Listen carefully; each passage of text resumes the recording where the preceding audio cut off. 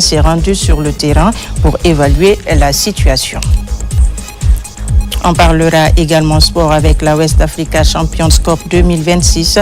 La RTG accompagne cet événement sportif des champions de l'Afrique de l'Ouest. La retransmission est assurée en direct.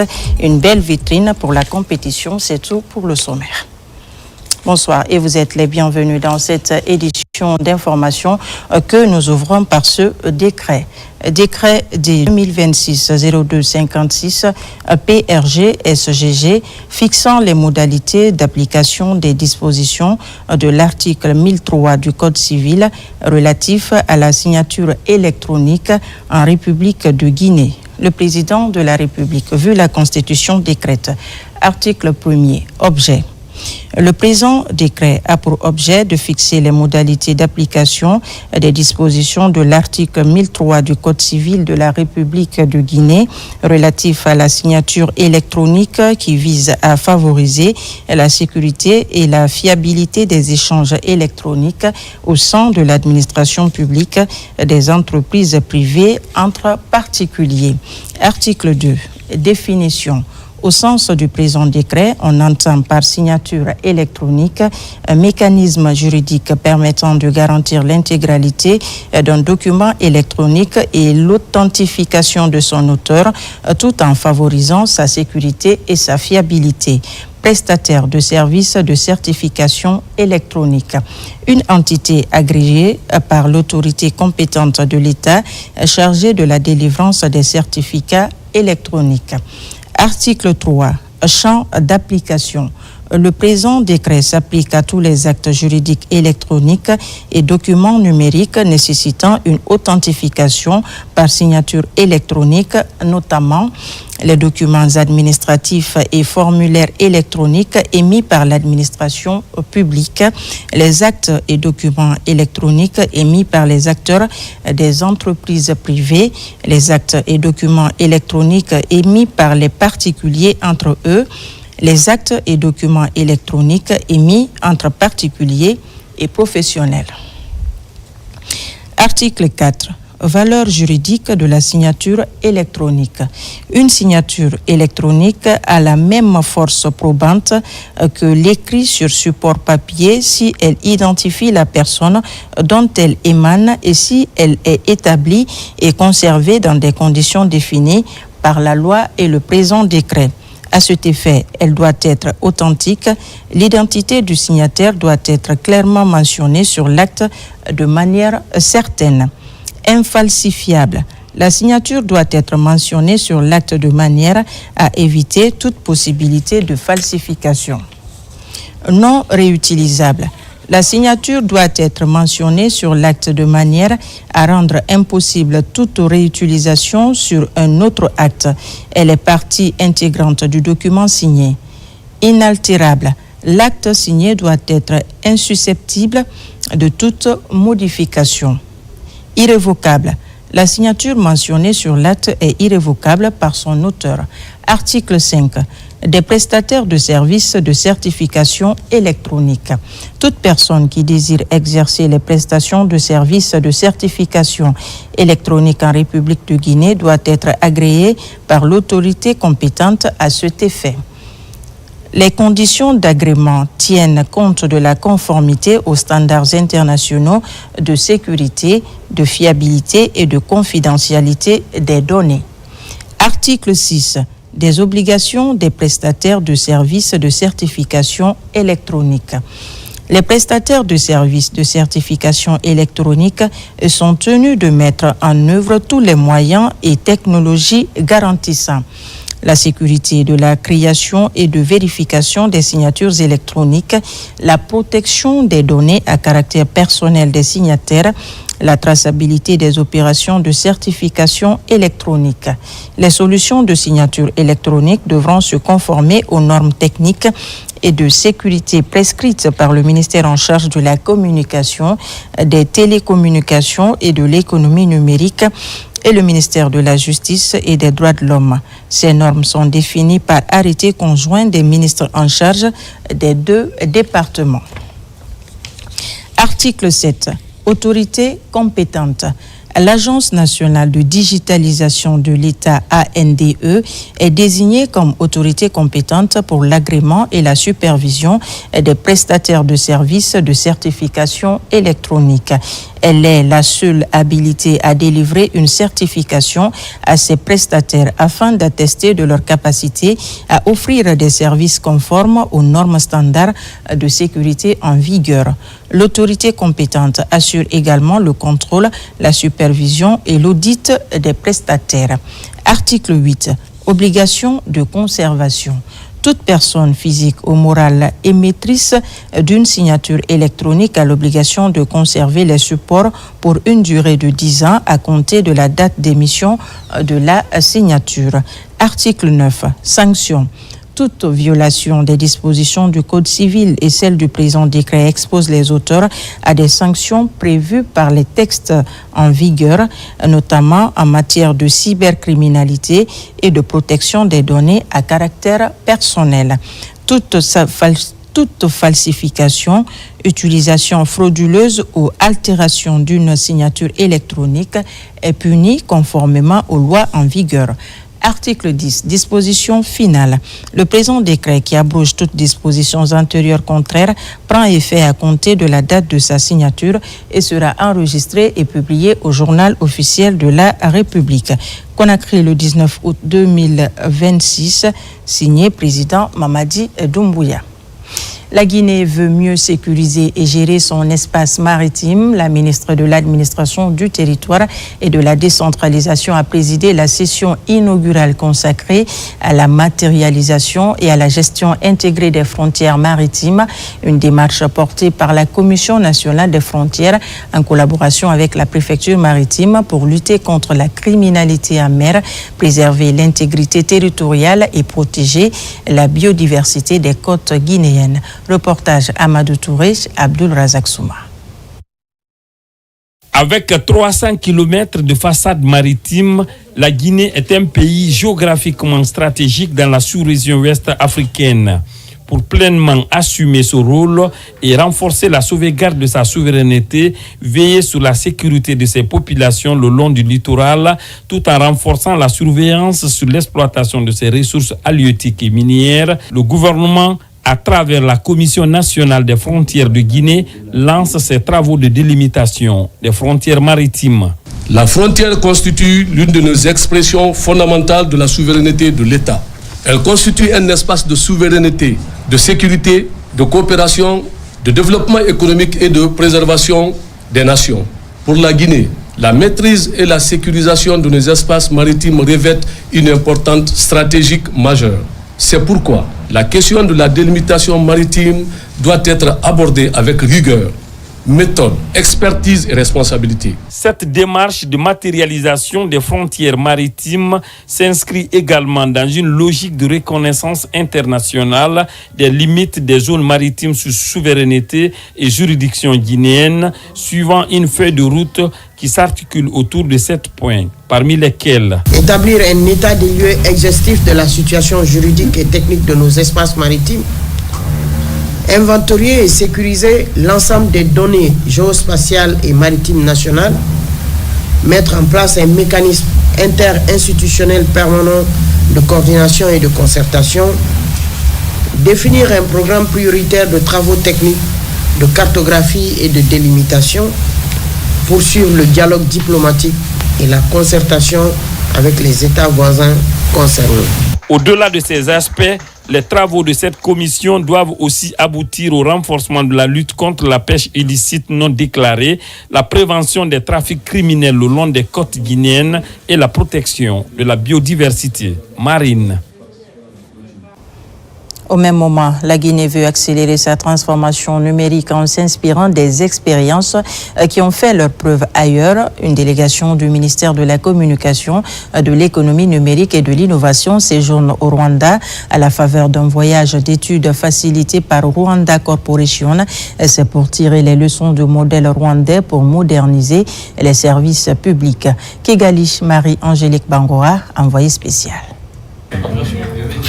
Nouvelle étape dans la mission de la délégation guinéenne au Rwanda, le siège du Rwanda Public Procurement Authority, le conseil d'administration accueille ici les visiteurs pour une séance d'échange consacrée au fonctionnement du système des marchés publics. Au centre des discussions, l'organisation de la commande publique, les mécanismes de contrôle, mais également la coordination entre les différentes institutions impliquées dans le processus. C'est une mission de benchmarking pour s'inspirer des meilleures pratiques de l'Office rwandais des marchés publics. Le projet Télémo a été rendu opérationnel. La tutelle technique de ce projet, c'est le ministère de la Communication, de l'Économie numérique et de l'Innovation. Le ministre Morin Nsouma a insisté à ce que nous fassions partie de cette mission pour vraiment permettre à nos équipes de mieux s'approprier les bonnes pratiques rwandaises, partager les expériences, partager les stratégies, et surtout pour permettre à l'État d'avoir une visibilité sur l'ensemble des commandes publiques, sur tout ce qui est achat des biens, équipements et travaux de l'État. À travers cette présentation, la délégation découvre un dispositif qui repose sur l'intervention de plusieurs acteurs publics avec les responsabilités définies à différentes étapes de la chaîne de la commande publique. Vous savez que Rwanda Coopération nous a accompagnés dans la mise en place de la plateforme Télémo, qui est pleinement opérationnelle. Maintenant, on est dans une phase d'exploitation.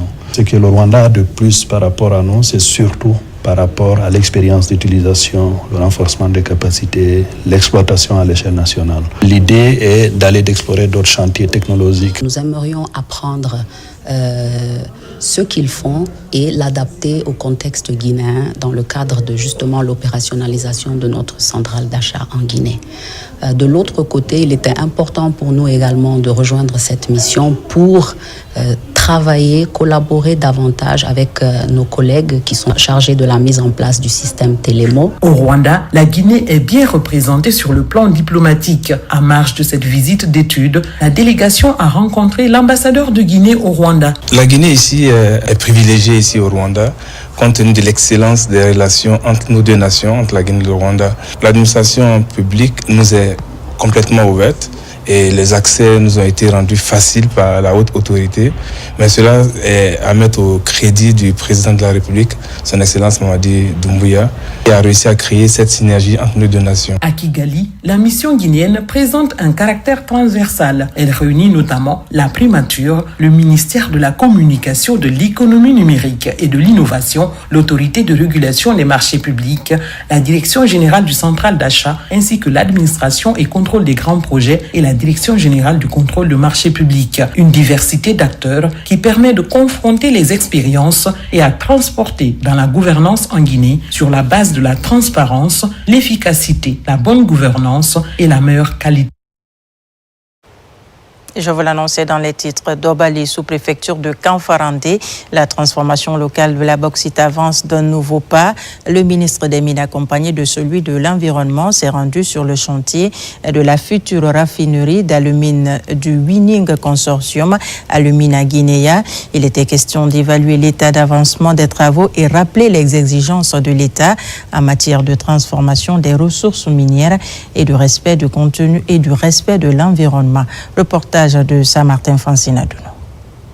Sur le terrain, le message du ministre des Mines et de la Géologie se veut clair, faire de l'exploitation des ressources aurifères un véritable levier de développement pour la Guinée.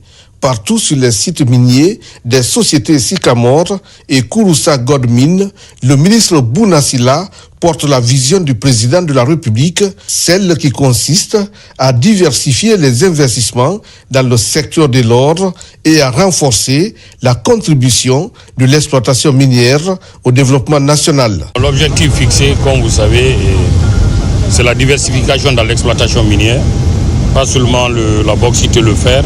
Et on a un fort potentiel en or, mais qui est exploité aujourd'hui majoritairement à plus de 80%. Et les volumes d'exportation viennent de l'artisanat. Donc les instructions reçues de son Excellence, Monsieur le Président de la République, et avec les directives du Premier ministre, est d'inverser la courbe pour qu'il y ait plus d'exploitation industrielle au détriment de l'exploitation artisanale et pour plus d'impact pour l'économie. La question de l'exploitation artisanale occupe également une place importante dans cette stratégie. D'où la nécessité pour le gouvernement de mieux structurer cette filière, de favoriser sa transformation à travers la construction des raffineries et d'attirer davantage d'investissements industriels. La vision du président de la République, une raffinerie Nimba Gold Refinery a été construite pour pouvoir affiner l'or qui est produit en Guinée pour qu'il y ait plus de valeur ajoutée dans notre pays. Je félicite les investisseurs de Sycamore car c'est un investissement de 250 millions de dollars qui a créé 2132 emplois, dont 56% viennent de la communauté, des communautés riveraines. 92% des emplois sont des Guinéens.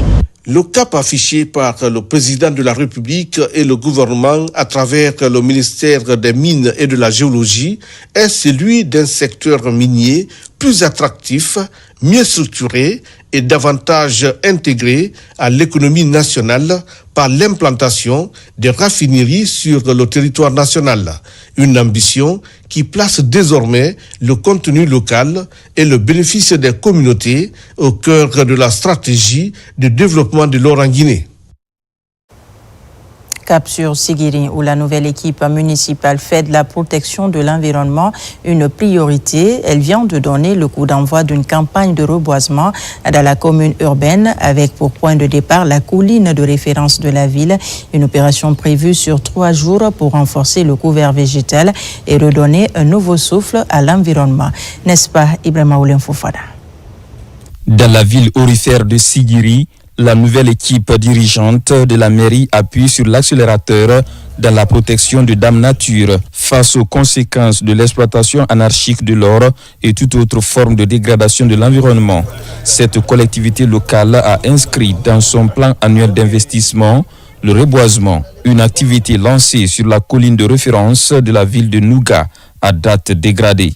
La première fois, on avait choisi des attaques qui sont très souvent boutés par des animaux pendant la saison sèche. Cette année, nous avons préféré choisir les anacardiers, non seulement qui sont des plantes très très résistantes et qui sont épargnées par les animaux du bon début alimentation. Nous avons préféré que chaque chef de quartier, chaque conseiller, chaque président de district plante un arbre et qui va l'entretenir jusqu'à l'an prochain. Avec le lancement de cette activité de restauration du couvert végétal, la mairie mise cette fois-ci sur l'anacardier. Si la commune urbaine de Sigiri a pris cette initiative de nous accompagner, vraiment c'est salutaire. Le constat est très alarmant. L'environnement est dégradé par les travaux dus à l'exploitation minière. Aujourd'hui, partout où vous allez, alors c'est des terres désertes où l'agriculture ne peut plus jamais prospérer, sauf avec de grands efforts. Mais donc l'activité d'aujourd'hui, initiée par la commune urbaine de Sigiri, est une activité salvatrice. Nous méritons d'accompagner la commune. À travers la commission du développement rural et environnement, le maire Dr Aboubili Keïta et son équipe comptent élargir cette activité de reboisement jusqu'au ménage. Son ambition cadre avec la volonté du chef de l'État, le président Mamadi Doumbouya, dans la protection de l'environnement à travers le département de tutelle. De retour à Kanfarandé, dans la préfecture de Boké, où la lutte pour la sauvegarde des mangroves prend un nouvel élan. La campagne de reboisement vient d'y être officiellement lancée avec 11 sites retenus pour restaurer le couvert végétal fortement menacé par les activités humaines. Une initiative de la direction préfectorale de l'environnement qui vise à préserver les palétuviers et à freiner la dégradation de cet écosystème essentiel. RTG Boké, Younoussa Tawel Kamara, Mohamed Mara et Bintou Touré. La sous-préfecture de Kanfarandé avec sa verdure naturelle. Ici se trouvent des palétuviers à perte de vue le long des rivages de la mer et aux embouchures des grands fleuves. Mais actuellement, avec les activités de certaines entreprises minières opérant dans la contrée et les actions anthropiques, les palétuviers commencent à disparaître peu à peu dans les mangroves. C'est dans ce cadre que la direction préfectorale de l'environnement de Boké a jugé nécessaire de lancer le projet de reboisement compensatoire des mangroves dégradées. Nos mangroves sont vraiment menacées par la construction des ports. C'est cette initiative qui nous a poussé d'identifier des sites dégradés de mangroves et Aujourd'hui, nous sommes dans la commune rurale de Kamfarandé. Il y a plus de 10 sites qui sont identifiés et ces sites seront restaurés en rhizophora pour permettre vraiment la végétation de ces différents sites. Femmes, hommes, jeunes et autorités locales de Kamfarandé se sont fortement mobilisés pour prendre part à la mise en terre des plants dans les mangroves en voie de disparition. Ce sont vraiment des projets que la population de Kamfarandé par ma voix accueille à bras ouverts et nous allons aussi accompagner ce projet de reboisement compensatoire. Aujourd'hui, nous lançons officiellement à Kamfarandé une campagne compensatoire de reboisement vers la mangrove et la terre ferme parce que ça couvre l'arbre aussi, la terre ferme. Au total, 11 sites sont identifiés par le projet de reboisement compensatoire des mangroves dans la préfecture de Kamfarandé. L'occupation anarchique de la forêt classée de Kakimbo et la situation autour de la décharge de Dar es Salaam tirent la sonnette d'alarme. Face à ces préoccupations, le ministère de l'Habitat a dépêché une équipe sur le terrain. Objectif, faire le constat, sensibiliser les populations et prendre des mesures nécessaires pour protéger les domaines publics et faire respecter les règles d'urbanisme. Maïmouna Bella Diallo, Mamadou Lamine Diallo et Isiaga Kamara. Le gouvernement guinéen réaffirme sa volonté de lutter contre l'occupation anarchique des domaines publics. En application des schémas directeurs de la ville de Conakry et du code foncier et domanial, le ministère de l'Urbanisme, de l'Habitat et de l'Aménagement du territoire, en synergie avec les services de sécurité, multiplie les opérations de contrôle sur le terrain. Il s'agit aujourd'hui d'une opération qui consiste à récupérer la forêt de Kakimbo. Et cette récupération, c'est de procéder au déguerpissement des gens qui habitent à l'intérieur. Et vous n'êtes pas sans savoir qu'en 1983, il y a eu un décret présidentiel qui a classé cette forêt comme étant une forêt classée sur une superficie de 115 hectares. Aujourd'hui, cette forêt, quand vous venez sur le site, tout est occupé aujourd'hui de façon anarchique. Et il n'existe aucun plan d'aménagement dans ces endroits-là. D'ores et déjà, plusieurs constructions hors normes sont implantées dans des zones sensibles, notamment à proximité des espaces d'écoulement des eaux. Une situation qui peut perturber le drainage naturel et accroître les risques d'inondation. À l'intérieur de cette forêt, il y a un cours d'eau. Et ce cours d'eau aujourd'hui est envahi. Les gens ont construit dans le lit du cours d'eau. Donc l'objectif aujourd'hui, c'est d'identifier tous ceux qui sont à l'intérieur du périmètre là, les notifier de quitter dans un bref délai et l'assaut final, c'est de venir déguerpir et récupérer ce qui appartient à l'État. Après Kakimbo, la mission s'est rendue à la décharge de Dar es Salaam pour sensibiliser les populations riveraines au respect des règles d'occupation de l'espace.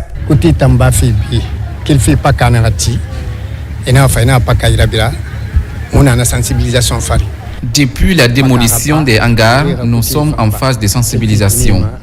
Les autorités nous ont demandé de libérer les lieux avant jeudi. Nous sollicitons toutefois quelques jours supplémentaires afin de pouvoir quitter les lieux sans perdre nos biens et objets personnels. Une semaine ou 2 semaines, Après le marquage des constructions identifiées, les occupants disposent d'un délai pour libérer les lieux avant les prochaines étapes de l'opération. Direction Boufa, où la formation professionnelle ouvre de nouvelles perspectives à la jeunesse. 25 jeunes sont désormais formés à la conduite sécurisée et à la gestion opérationnelle des engins lourds. Cette idée de l'ONFPP vise à renforcer leur employabilité et leur insertion professionnelle. Le point avec Moussa Komara. Boufa, ville minière par excellence. Alors que les revendications des jeunes pour un meilleur accès aux opportunités d'emploi sont récurrentes, l'Office national de formation et de perfectionnement professionnel tente d'apporter sa contribution. D'où le lancement de cette formation au profit de 25 jeunes en conduite sécurisée et à la gestion opérationnelle des engins lourds. La formation qui commence aujourd'hui revêt une importance particulière. La conduite des engins lourds est une compétence recherchée dans les secteurs miniers, industriels, du BTP et des travaux publics.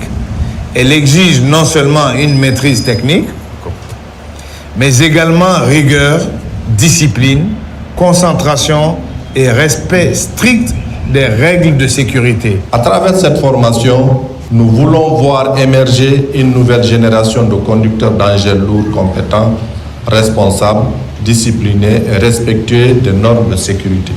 Conduite sécurisée des camions, maîtrise des procédures, entretien et gestion opérationnelle des équipements, ces apprenants seront outillés aux exigences techniques et professionnelles. Se positionner face aux opportunités offertes par les entreprises sur place est tout l'enjeu. Parfois, est le centre aujourd'hui minier, disons comme ça. Et si toutefois que toi qui es jeune, tu n'es pas préparé vis-à-vis des activités liées, c'est-à-dire à la mine, tu ne pourras pas avoir une opportunité afin d'accéder dans ces entreprises. Quand les jeunes travaillent, quand on est dans la formation des jeunes, je crois que c'est une très bonne chose. Et c'est déjà pallier ce problème criard qui se pose dans les zones industrielles. Cette formation lancée va durer 60 jours. 40 jours seront dédiés à la pratique. L'objectif clairement défini, transformer la formation professionnelle en véritable passerelle vers l'emploi. Dans l'actualité également, l'agence guinéenne de presse poursuit sa transformation après la modernisation de ses équipements. L'AGP s'attaque désormais à ses outils de gouvernance avec l'élaboration pour la première fois d'un plan stratégique quinquennal, une démarche qui répond à l'orientation du ministre Morana Souma visant à renforcer la planification et à moderniser les pratiques de gestion au sein des structures du département. Plus de détails avec Tierno Ousmane Diallo. Créée en 1960, l'AGP présente pour la première fois un plan quinquennal, reflet de la nouvelle vision des autorités du ministère de la Communication, de l'Économie numérique et de l'Innovation pour le développement de cette agence de presse. Le plan quinquennal 2026-2031 de l'AGP met l'accent sur la modernisation de la structure et le renforcement de son réseau de correspondants pour une meilleure couverture de l'actualité nationale. C'est la première fois depuis la création de l'agence qu'elle se dote aujourd'hui d'un document de planification stratégique qui lui permettent de structurer à la fois sa vision via des objectifs stratégiques clairs, mais aussi de permettre à travers cette planification de faire une mobilisation des ressources outre que les subventions de l'État. Globalement, c'est la finalité de la mise en œuvre du plan stratégique que notre cabinet a conçu pour l'agence. Ces dernières années, l'AGP s'est illustrée par une série de réformes opérées en son sein pour s'adapter au développement technologique. Le plan quinquennal proposé devrait consolider les acquis et renforcer son positionnement dans l'espace médiatique. Comment faire donc pour que cette agence puisse être encore plus performante? Ce document va être revu sur la base des échanges que nous avons eus cet après-midi, à la fois par ceux qui étaient là, mais aussi par d'autres conseillers du ministre, pour que le document soit mieux étoffé, pour qu'il réponde mieux aux attentes du ministre Morana Souma, pour qu'il réponde mieux encore aux attentes de ceux qui ont décidé de nous confier la charge de ce département, en l'occurrence M. le Président Mamadi Doumbouya. Une fois validé, le plan quinquennal de l'AGP mettra fin à de longues années de pilotage en vue dans le fonctionnement de l'agence de presse nationale et intégrer une approche plus moderne dans sa gouvernance. On en vient à ce communiqué relatif au transfert temporaire des activités du CHU Ignace Dine. Conformément à la vision de son Excellence, Monsieur le Président de la République et aux ambitions du programme Simandou 2040 qui place la santé et le bien-être des populations au cœur du développement national, le ministère de la Santé et de l'Hygiène publique informe la population, les usagers du système de santé et l'ensemble des professionnels de santé du transfert temporaire des activités du centre hospitalo-universitaire CHU Ignace Dine vers le Kankamayène dans le cadre du projet de reconstruction et de modernisation de cet établissement. Cette opération constitue une étape indispensable au démarrage des travaux de reconstruction de cet établissement historique. Elle s'inscrit dans la volonté du gouvernement de moderniser durablement l'offre hospitalière nationale personnel d'améliorer la qualité et la sécurité des soins et de renforcer les capacités de prise en charge des pathologies complexes en Guinée afin de réduire les recours aux évacuations sanitaires à l'étranger. Afin de préparer et de sécuriser ce transfert, aucune nouvelle hospitalisation ni aucune intervention programmée ne seront admises au CHU Ignace Dine à compter de ce mercredi 19 août 2026. Les dispositions nécessaires sont prises pour assurer la continuité et la sécurité des soins des patients déjà hospitalisés. Pendant cette période de transition, les patients nécessitant une prise en charge seront orientés vers d'autres établissements de santé disposant des capacités nécessaires en fonction de leur état de santé, de la nature de leur pathologie et des possibilités d'accueil. À l'issue du transfert, les services du CHU Ignace Dine poursuivront temporairement leurs activités au camp Kamayenne jusqu'à l'achèvement des travaux et la mise en service du nouveau CHU. Le ministère de la Santé et de l'Hygiène publique remercie les patients et leurs familles, les professionnels de santé ainsi que l'ensemble des acteurs concernés pour leur compréhension, leur collaboration et leur accompagnement dans cette étape importante de transformation et de modernisation de notre système hospitalier, conformément aux ambitions du programme Simandou 2040.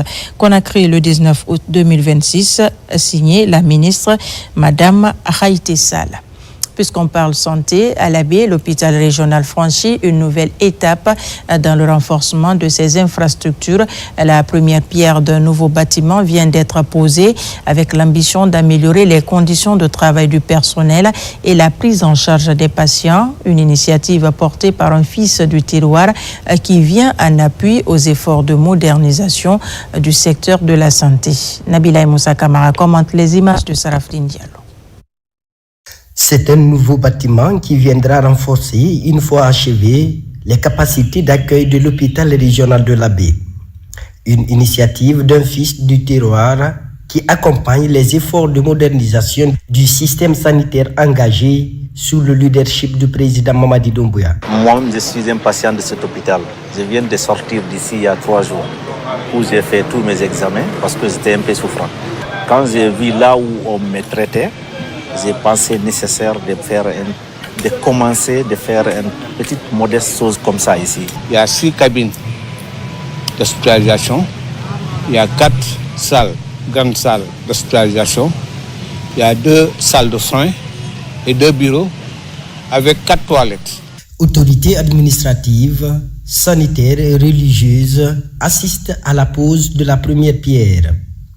Une initiative saluée comme une contribution à l'amélioration de l'accueil et de la prise en charge des patients. Monsieur le donateur, votre contribution permettra à notre établissement d'améliorer ses capacités d'accueil et d'offrir aux patients de meilleures conditions d'hospitalisation. Soyez rassurés que nous mesurons toute la valeur de ce don. Nous avons notre concitoyen qui nous a donné cet édifice. Nous le remercions très chaleureusement.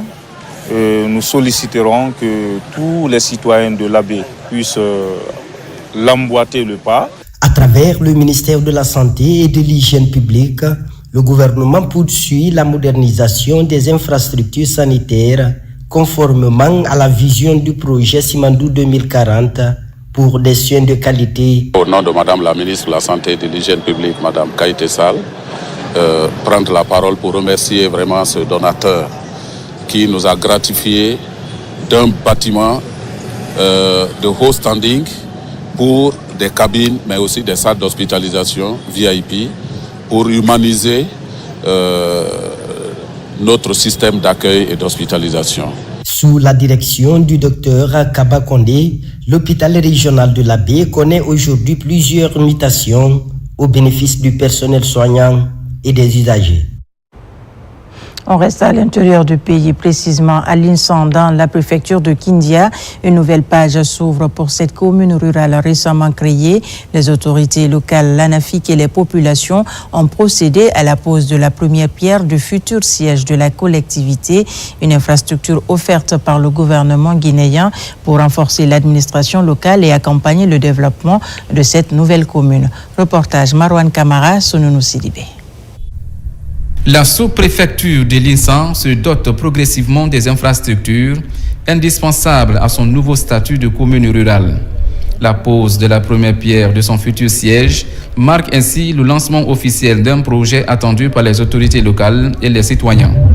Financé par le gouvernement guinéen à travers l'Agence nationale de financement des collectivités locales, ANAFIC, cet ouvrage, une fois réalisé, offrira à la commune un cadre administratif moderne capable de répondre aux exigences de la gestion locale et du développement communautaire. Les populations de l'Insan en général sont contentes pour le lancement des travaux de construction du siège administratif de la mairie de l'Insan offert par le gouvernement guinéen. Cette activité s'inscrit dans le développement socio-économique des populations à la base, qui est une vision du chef de l'État, son Excellence M. Mamadi Doumbouya. La cérémonie a réuni les élus locaux, les responsables de l'ANAFIC ainsi que les représentants des différentes communautés de l'Insan. Tous ont salué cette initiative qui traduit l'engagement des autorités à accompagner les collectivités dans leur quête d'infrastructures adaptées. L'Insan vient d'être érigé en commune, mais nous voyons les initiatives de développement qui sont en train de gagner le terrain à l'Insan.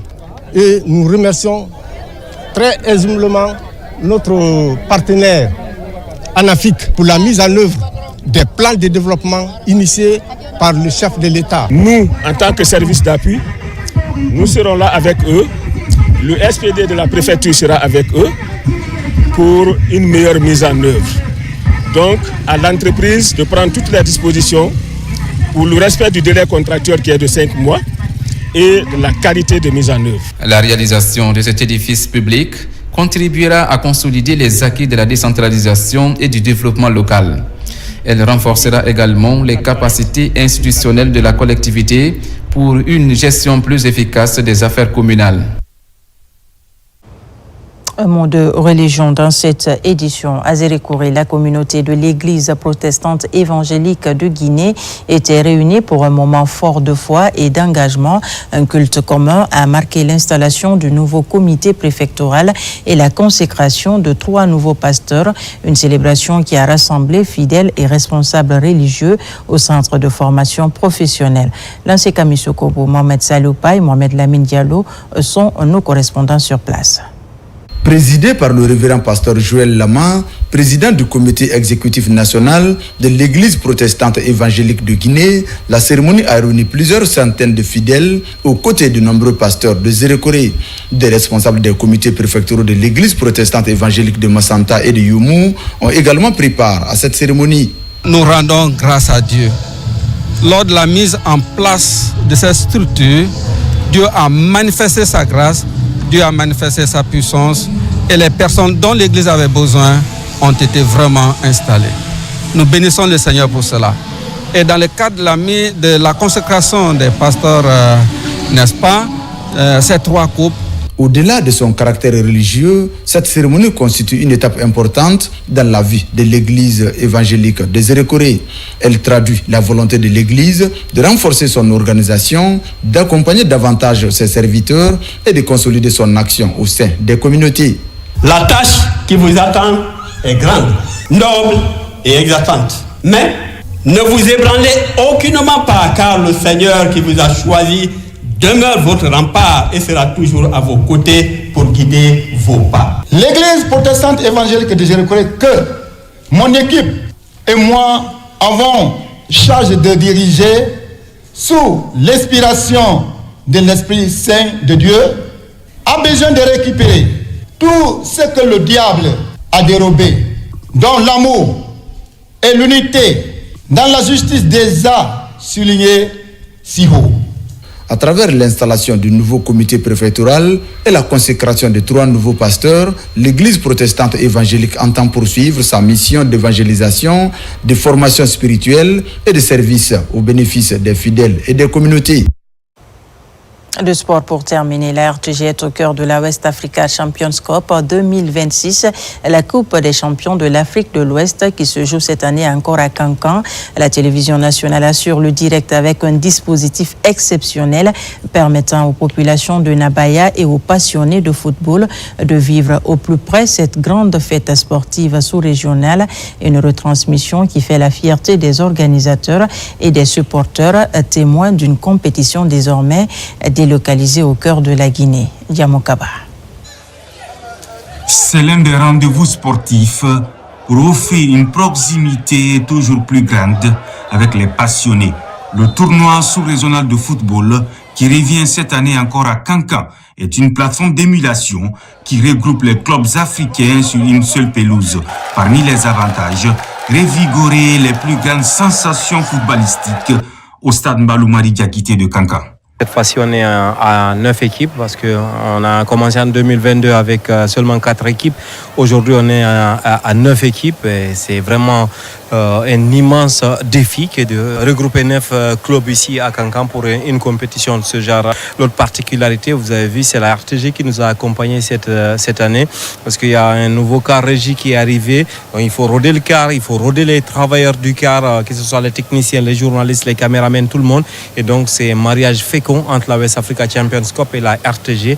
Un championnat plus proche de la population mobilisée tous les soirs pour apprécier la délocalisation de cette compétition en Abaya. Une victoire du football africain bénéfique pour ces nombreux mordus du Curon, obligés d'être en communion avec les joueurs. Il y a déjà 3 équipes de la région qui jouent la Ligue 1, donc ce n'est pas facile. Et avec notre stade, la fédération a tenu à ce que toutes les équipes jouent sur du gazon. Et Cancan a un terrain gazon. Donc, c'est un avantage pour nous de suivre le championnat intégralement ici. Ça, je peux apprécier ce choix de la Fédération guinéenne de football sur Cancan. Puissamment mobilisé, la RTG déploie son arsenal pour assurer la retransmission. Partout, les matchs les plus cruciaux du championnat sont à vivre sur la télévision nationale. Un immense succès qui traduit la motivation des équipes techniques engagées à honorer les dispositifs du direct, des épreuves sans défaillance pour répondre aux attentes du peuple. Ce cas a beaucoup de possibilités. La liaison qu'on fait entre Cancan et Conakry, c'est-à-dire la base à la RTG Koulouma, nous avons 3 systèmes. Mais aujourd'hui, on utilise seulement le système IP, c'est-à-dire Internet, IPTV, Internet Protocol, télévision.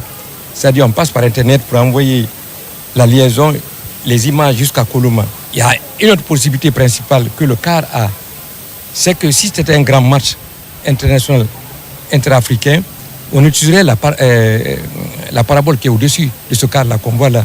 Et ça, c'est tous les pays concernés peuvent recevoir à partir de notre fréquence chez eux là-bas. Ils peuvent capter et puis on peut mettre partout. Fin de l'aventure ce samedi 22 août 2026 pour les clubs maliens et guinéens. Pour le moment, la compétition sous-régionale tient ses promesses en parfaite harmonie avec la radio-télévision guinéenne. Par cette prouesse, l'intérêt pour la télévision nationale se ravive davantage. Une offensive médiatique pourrait donner le pouvoir aux assoiffés du Curon de vivre en direct des émotions inoubliables. Et c'est la fin de ce journal. Merci de nous avoir reçus chez vous. L'actualité se poursuit sur notre site le www.rtgguinée.info. À très vite pour d'autres actualités de la Guinée, notre paradis, terre de richesse, d'opportunités et d'innovation. Bonsoir chez vous.